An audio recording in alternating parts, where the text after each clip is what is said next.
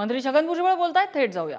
त्यावर आणखीन किती लोक बाहेर पडणार आहेत काँग्रेसच्या हेही त्यांनी स्पष्ट केलेलं नाही.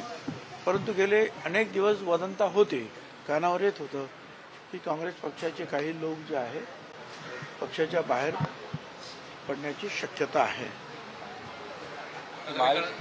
तुमच्याकडे म्हणजे एकूण जर बघितलं तर भाजपामध्ये तो गट येईल अशी चर्चा आहे.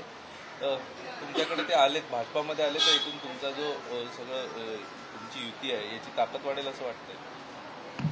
पक्ष जेवढे लोक येतील तेवढी ताकद आपोआपच वाढते ना. आणि मग नेते आणि कार्यकर्त्यांसहित येत असतील तर ताकद वाढणारच ना. त्याच्यामध्ये संशय असण्याचं काही कारण नाही. आणि त्याचा परिणाम जो आहे येणाऱ्या लोकसभेवर निश्चितपणे होणार. भाजप आणि त्यांचे मित्र यांचे जास्तीत जास्त जे आहे खासदार निश्चितपणे निवडून येणार.